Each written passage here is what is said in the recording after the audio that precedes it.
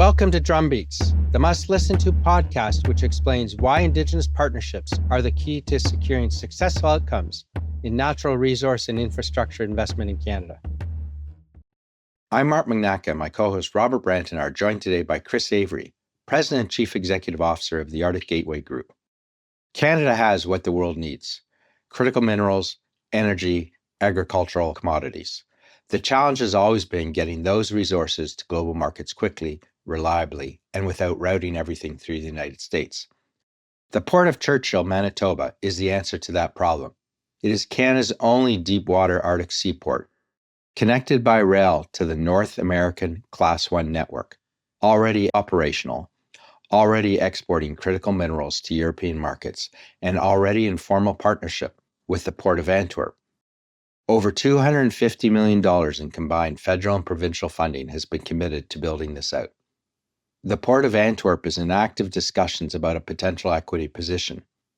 And the Arctic Gateway Group believes that within 10 years, Churchill will be the next major port in Canada. In our conversation, you'll understand that this trade corridor actually exists now. You'll see what the investment pathway looks like for private capital as public funding is already leading the way, and why institutional investors in Europe are already at the table. Welcome, Chris Avery, President and CEO of the Arctic Gateway Group. Great to have you on the podcast. Thank you, Mark, and thanks, Rob, for having me.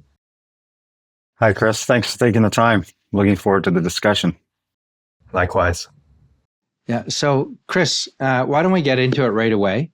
Welcome to Drumbeats. And can you introduce yourself to our UK and European audience and tell us a little bit about the Arctic Gateway Group and what it actually owns and operates?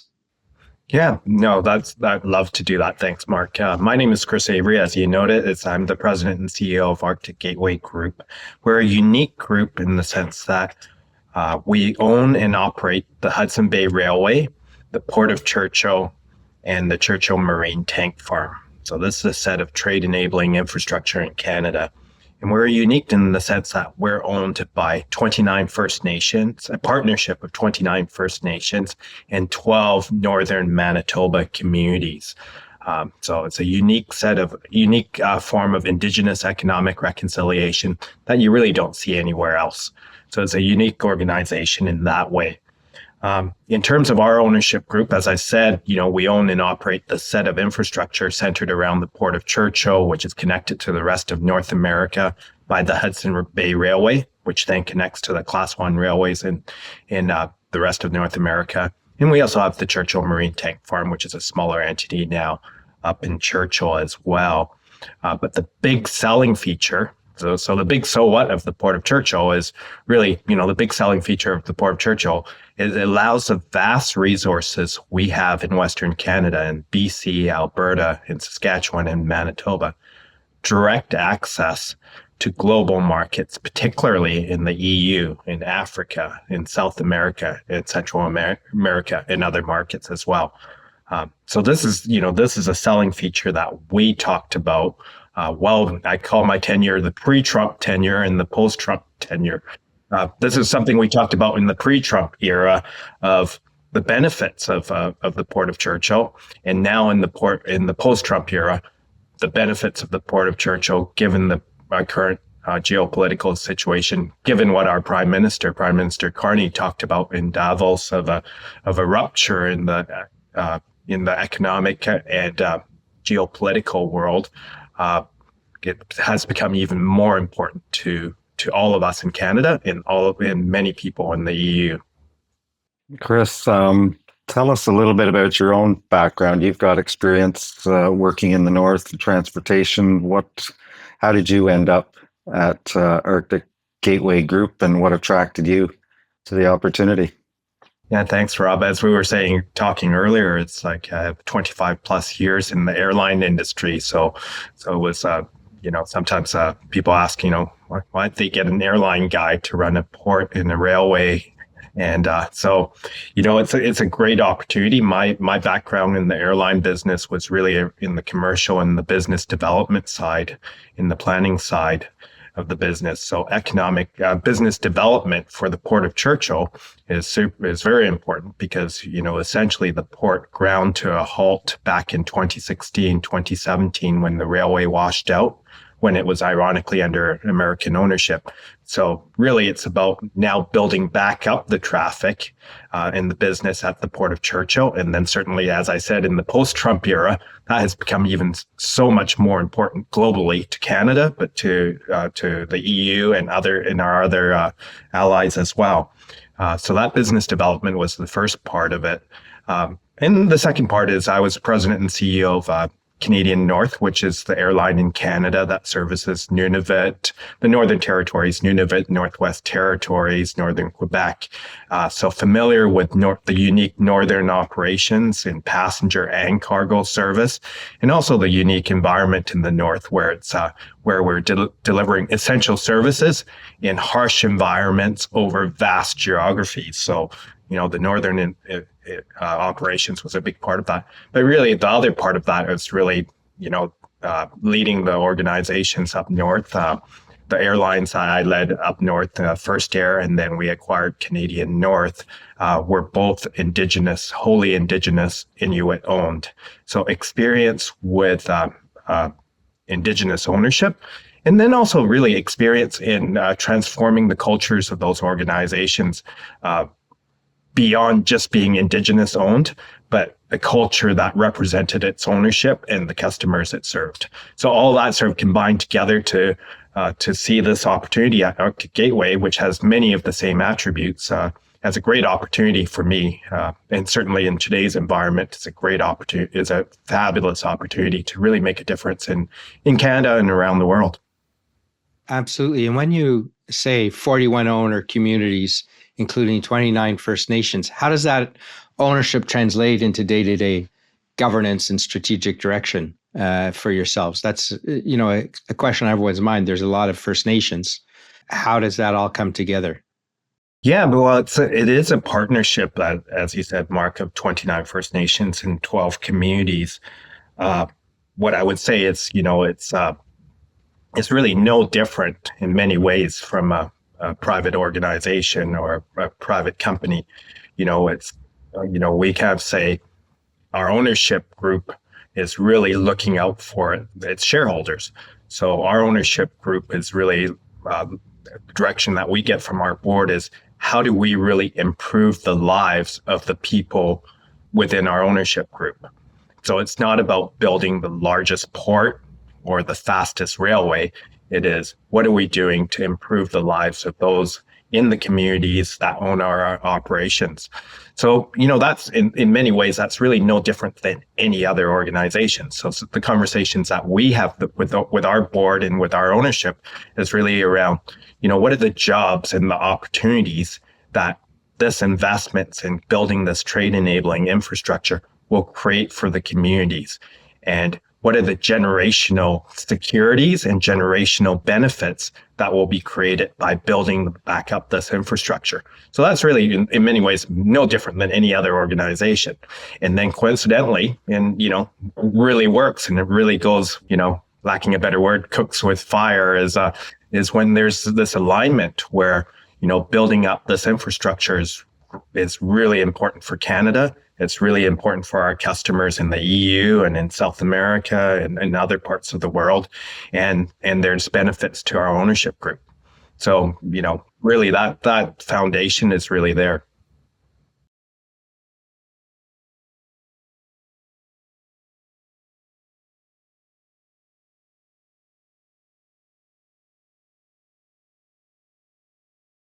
Talk about communities. How are they organized? And are you talking about Indigenous communities or a mixture? I'm curious. Yeah, that's a great question. First and foremost, it's not a joint venture. It's not a partnership. It's wholly owned by this 29 First Nations and the 12 communities. And, as one financial investor said to us, it's like if an organization like yours didn't exist, we would be trying to create one like yours. So this already exists. So it is a partnership of 29 First Nations, largely located in northern Manitoba, and then 12 northern Manitoba communities, what we call bayline communities that are along the railway that connects Churchill to the rest of North America. And those communities are communities like Churchill itself, the town of Churchill, the town of Thompson, the Paw, Flin Flon, and others. And the populations in those communities are largely or majority Indigenous, although there are other non-Indigenous populations as well. So that forms a partnership. It's largely Indigenous, but it's a partnership of largely Indigenous ownership. That is really unique. I mean, we're used to seeing companies with some Indigenous equity participation and sometimes a majority. But you've got a mixture of rights holders plus all stakeholders, basically, that it sounds like who would be impacted by your operations, our shareholders. Yeah, that's right. And through our board of directors, it is wholly controlled by our ownership group. Powerful. You've got everybody, as the investor said, if you weren't set up that way, they'd be looking how to establish that. So that's a great platform. The Port of Churchill is described as Canada's only deepwater Arctic port connected to the national rail network. Can you help our listeners and viewers understand why that combination, deepwater, Arctic access, and rail, is strategically significant right now? We touched on it earlier, and I just want to come back and put in a plug since I am from Brant, Manitoba. So it's always great to talk to this great maritime province that has been undervalued in Canada. Because I remember growing up thinking and knowing of the Port of Churchill, and I always wondered, why doesn't this port have a greater presence in the economic affairs in Canada? Yeah. Well, Canada is, as you know, Mark, it's like Canada is a large country. It's a vast country with a lot of resources, and the resources are spread out throughout the country. And our infrastructure is really designed going east and west. So think about from Vancouver to Thunder Bay to Montreal and to the Atlantic provinces. So it's a lot of infrastructure going east and west. Because of the size of our country, this trade enabling infrastructure is critical. So where Churchill really, as you noted, really makes sense is that it's geographically located close to the center of the country, where it has direct access to the vast resources we have in Western Canada. And once it gets to tidewater, to port, a more direct line to global markets, saving up to 2 to 5 days of shipping time versus going to other ports in North America. And potentially saving going through the Great Lakes and through the lock system or up the St. Lawrence River or across the country. The port is right there in the center part of Canada. So the geographical savings of where it's located and where the resources are located and how quickly those resources can get to the customer markets are really just inherent advantages overall. And then beyond that, when we talk about diversifying trade, the impetus now, Canada having the largest border with the U.S. and the closest neighbor to the U.S. of anyone, we do need to be less dependent on the U.S. and we do need to diversify our trade.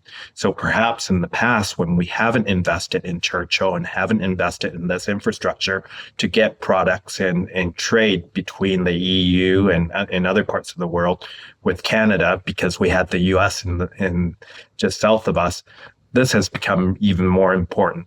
So that's one part of it. And then also for a country the size of Canada, we need optionality. So it wasn't too long ago, for example, that Port of Vancouver was cut off by washout of railway and roads for a period of time. Well, that essentially cut off the whole of Canada from the largest port in Canada, which is Vancouver and in Western Canada. So, Churchill may not be the size of Vancouver. It won't be in the size of Vancouver for anytime soon, but it provides optionality for us to have other options for trade and to export our products to market. Thank you for that. Very informative. When you say 2 to 5 days in savings, what kind of percent is that? Without Churchill, if you went another way, how many days is it?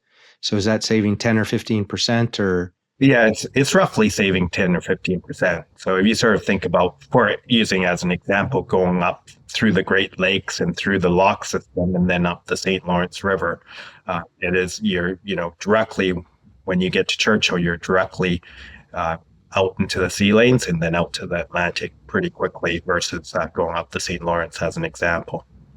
Yes. And just to clarify, I don't think we have any deep water ports in the north, do we? We do have deep water ports in our northern seaboard, but none of them are connected by land to the rest of North America. So Churchill is a great set of infrastructure because it's a deep water seaport. It's a port that's very much operational already. So we're already exporting critical minerals to Europe. We've done that 2 years straight. We have northern supplies going up to the central Nunavut region already. We expect to have agricultural products going through the port this year. So the port already exists today, and it's connected. It's the only deep water seaport in the northern seaboard of Canada and in North America that's connected by land. And it's connected by land by the Hudson Bay Railway, which goes from Churchill down to the Paw. And then at the Paw, it connects to Canadian National Railway, which then connects to the Class 1 railway network of all of North America. That's really the infrastructure that's already there, albeit very much underutilized. On top of all that, we also have the town infrastructure in Churchill. The town infrastructure was historically built there with the Canadian and U.S. military. So it's really an infrastructure in the town that's can handle up to 5,000 people. And right now the population is under 1,000. So the infrastructure is already there. It's connected to clean Manitoba hydroelectricity and also fiber optics. And it has an airport with a paved runway of 9,200 foot, which is capable of handling any transport aircraft in the world. So all that together is a great set of infrastructure that's underutilized today, and we look to take advantage of that. What's the grand plan? What would you like to see in 10 years' time, Chris? And where are you? What's the status of those plans? Like I said, we looked at this in the pre-Trump era and said, this is a regional port that we can, maintain service to the northern communities and, export products through to global markets. But in the post-Trump era and with our national imperatives to diversify trade, to help Canada become an energy superpower, to assert our sovereignty in the north, and then also to advance Indigenous economic reconciliation, all that together, we feel there's a huge opportunity for us to be the next major port in Canada. So that's what we're working towards. So to answer your question, Rob, is, within 10 years, I believe that we will be in the next major port in Canada and really moving way more commodities than we do today for the benefit of Canada, because we need to get more of our products and our goods out to the world, but also to the benefits of our partners in the EU and in other parts of the world, in South America and Africa, because we see that the world is changing and we all need to secure our trade with like-minded partners that we don't have today. So you'll need to, it sounds like, improve the rail, improve the port. It's underutilized, but there's expansion plans and then city infrastructure as well. There are a couple of big things. Right now the sea lanes are open for 4 months of the year. So what our customers tell us is we really need the sea lanes to be open for longer than that. So in working with the University of Manitoba, and they've studied the sea ice patterns, and with climate change, they believe that the sea lanes already can be open for 6 months of the year already. And that's just with climate change without icebreakers or anything else. So that study is going through peer review. And once we have that data, we'll be able to take that to shippers and, more importantly, insurance companies so that they understand, because they're working off decade-old data. Is that the only thing that's stopping the 6 month? Just a reluctance based on history? Yeah, we just haven't looked at, frankly, Canada or well, all of us haven't looked at it recently because there hasn't been this push and this impetus. But climate change has occurred. And, if you look out into the shoulder seasons into later in November and in early December, and the sea lanes are opening up sooner rather than later. So, we believe that, and the University of Manitoba believes that the sea lanes can be open up to 6 months of the year already. And then by the end of the century, or within the lifetime of our kids, they believe that the sea lanes will be open for commercial shipping on a year-round basis. So that's within the lifetime of our kids. So as we're nation building, as we're investing and planning for infrastructure that's going to pay dividends for generations to come, we need to consider that going forward. So that's really important. So, but in the meantime, we do need ice breaking to open the sea lanes up for more than just the 6 months of the year. So that's one of the big things that we're working with various different partners and including the government of Canada to open up the sea lanes on a year-round basis. We also need to upgrade the rail line. The rail line doesn't carry the same weight of cars or the length of cars that go to Vancouver or go to Montreal. So we need to upgrade the rail lines. We also need road access to the Port of Churchill because the Port of Churchill doesn't have road access today. So we need road access to be able to get other modes of transportation and other vehicles up to Churchill. And then finally, we need to get energy products to Tidewater at Churchill so that we can get the product to countries that need it so that they're less dependent on other unreliable sources. So does that all come under the Port of Churchill Plus initiative?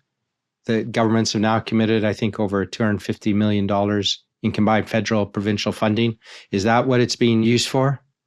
Yes, absolutely. And maybe, back up a step, we have a great champion in the Prime Minister. Prime Minister Carney has spoken very positively about the Port of Churchill, as has Minister Hodgson and Minister McKinnon, to name a few. So, very much in support of the Port of Churchill. One of our biggest champions is Premier Wab Kinew, who's the Premier of Manitoba. He's one of our biggest champions. We can't ask for a better champion for Churchill than the Premier. So that's absolutely the case. From a Port of Churchill Plus perspective, the investments to date is really to make up for the decades of neglect of the infrastructure.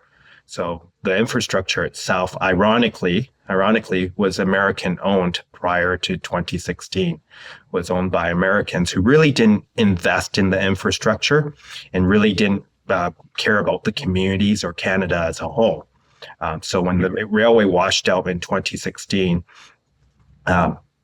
they essentially held Canada and northern Manitoba hostage, refusing to fix the railway unless they were paid to do so. So that's when Arctic Gateway became involved in partnership with Canada to take back control. And that was great foresight, to take back control of this set of infrastructure. And now we're looking towards using this infrastructure to support our national goals. So great foresight by those who created the organization and by Canada as a whole. A lot of the money right now is really making up for the decades of neglect on the infrastructure. Now we're really working with the government of Canada and with other partners within the province of Manitoba to really invest and build back up the port into a major port in Canada. And what we believe is we do need public funding to lead the way in building this infrastructure. And that public funding on Port of Churchill Plus will then beget private sector investments. So public in Canada and the province of Manitoba needs to lead the way for this infrastructure, but private sector have told us that they're interested in this infrastructure and they're ready to go. It sounds like you're sort of well capitalized for the moment for your current plans to upgrade or refurbish, but the expansion plans aren't all fleshed out yet. You're not going to private capital yet, but sometime in the future. Do you see a day where there will be equity participation in Arctic Gateway beyond current owners, or are you looking at other models, other ways that foreign investors, for example, could get involved? Yeah, I think I think we're very much, I sort of always like to talk about it, and maybe that's not so good for a European audience, but I talk about it in baseball terms of, a baseball game has 9 innings. You guys know that, but not all your audience knows that. Not quite the same as cricket, but a baseball game has 9 innings, and I feel like we're, very much in the first inning right now. So we're early part in the game. We know we own the infrastructure.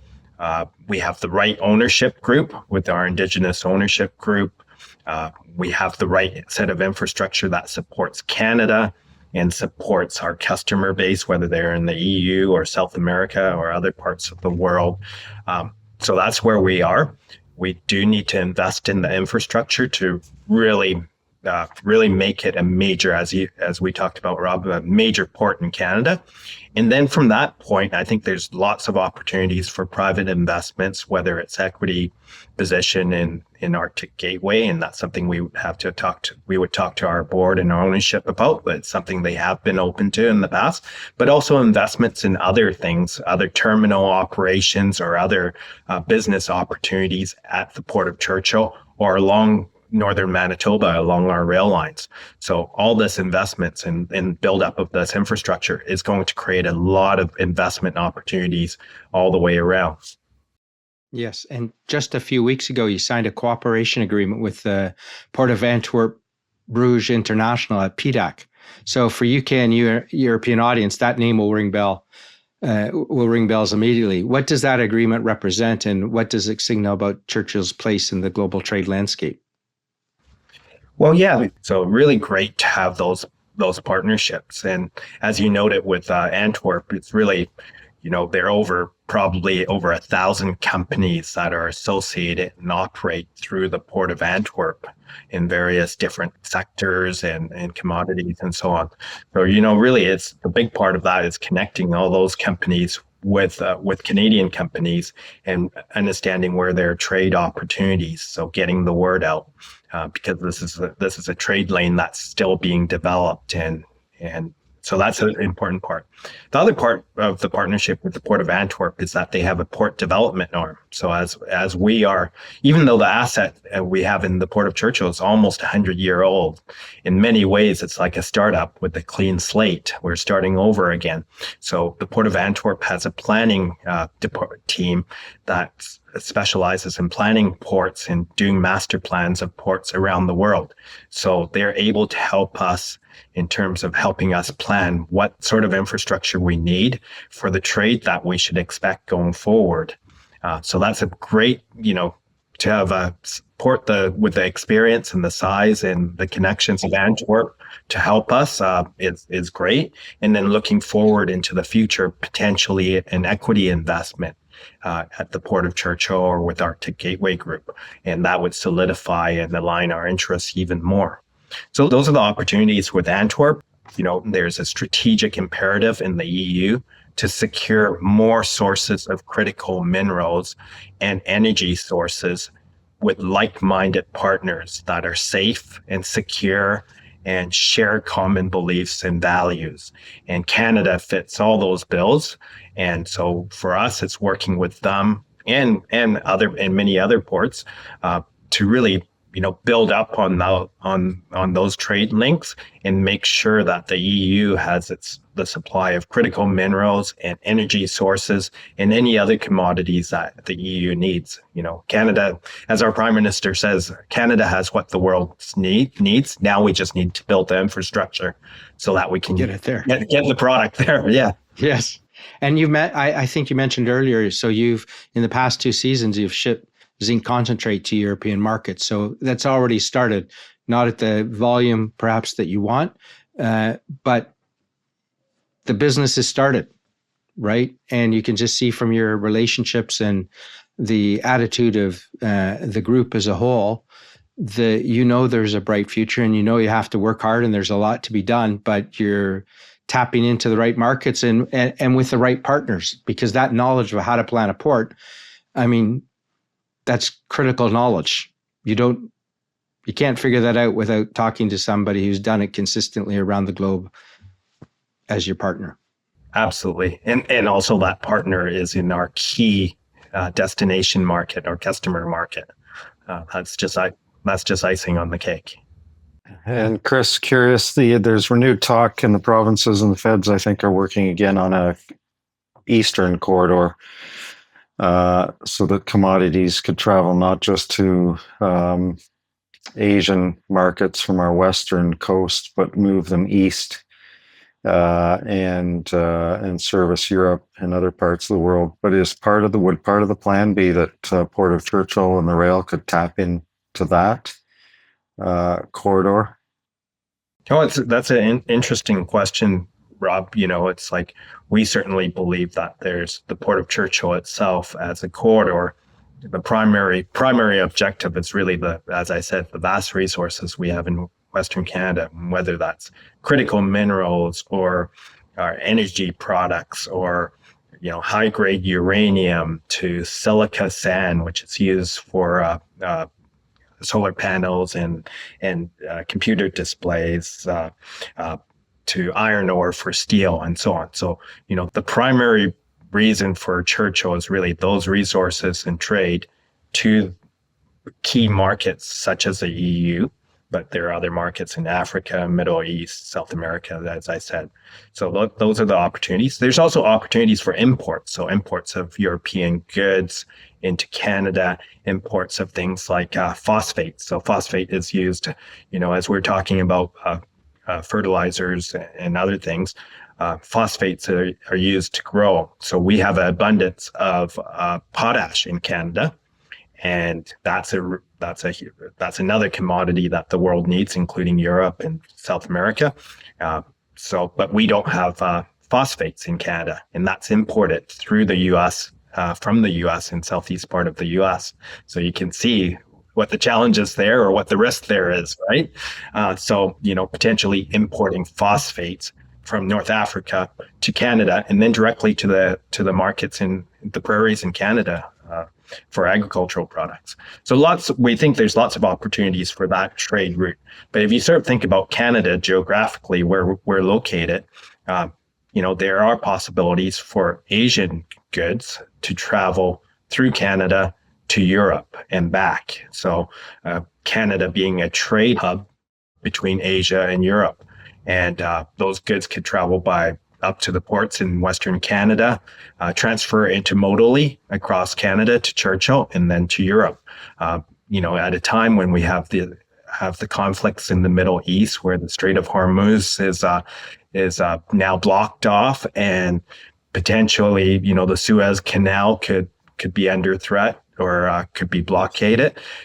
Having an optionality of transporting goods through a Canadian hub with a like-minded country, with a safe and reliable country that's like-minded, is a good thing, and it's an option. It's not the primary reason for the Port of Churchill, but it's certainly an option given the location of the ports in Western Canada, the intermodal system that we have in Canada itself, and where the Port of Churchill is located.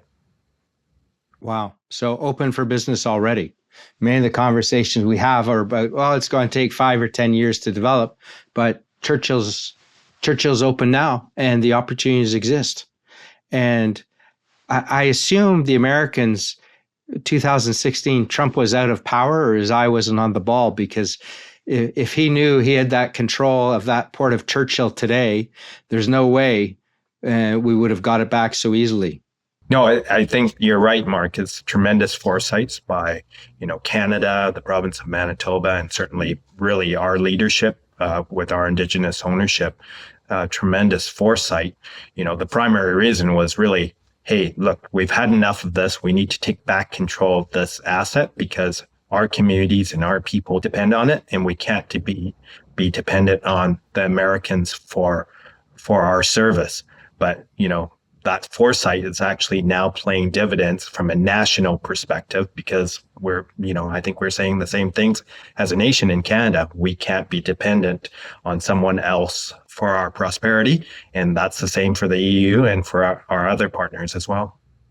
I mean, just come back to history. When you think we're building the Transcontinental Railway, which was the first one across in Canada as opposed to in the States, there's no way they would have had the Americans, okay, let's build it. They wanted to, but they weren't. And it's like, how did we ever give up that asset of Port of Churchill? So that is fantastic that the foresight individuals had and companies and the government to make sure we had control of that very important asset, because as the world's changing, just through climate change, forget about the politics, this becomes a very important port to support the economic growth of Canada and to help Canada sell products worldwide.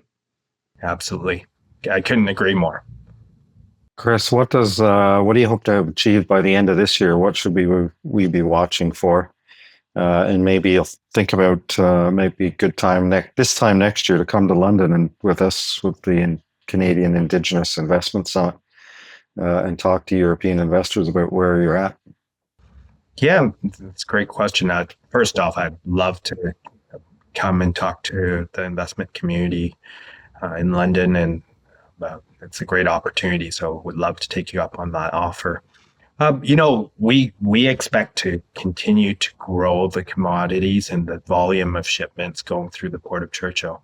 One of the things I say, again, this is a Canadian term, because Tim Hortons is a uniquely Canadian, it's a coffee shop that also sells donuts and other foods and other food items. And it's a very popular item in Canada for your audience. But, I like to sort of say it's, building up a port, it's not really the same as opening a Tim Hortons. You can't sort of put up a sign and an open sign and start selling coffee and Timbits around holes of the donuts that are quite popular in Canada as well. It's not like that. You can't, you just can't put up an open sign and start selling product right away.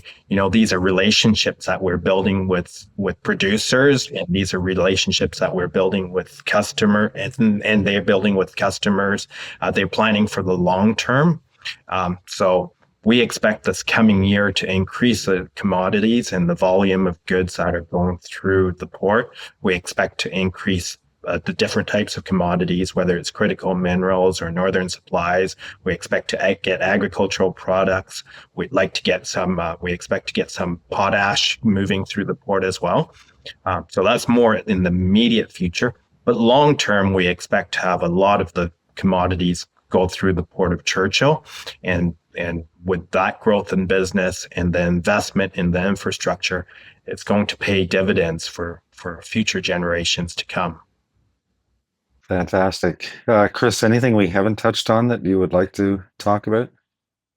I think we've covered a lot of ground in this conversation. I think the future is really bright, working together with producers in Canada, working together with customers in the EU and vice versa, and working together with the government and private sector. The future is really bright, and there's a huge opportunity for Churchill to, support our ownership's goals, but also the goals of Canada and the goals of the EU and other parts of the world. So really, really excited for the opportunity to talk more about this. Well, Chris, it's been great to have you on Drumbeats. Really exciting conversation, talking about, infrastructure that's open for business. Investments are being made, and I'm sure we'll hear more about the Arctic Gateway Group, but of course the Port of Churchill itself. So thank you very much for joining with us today.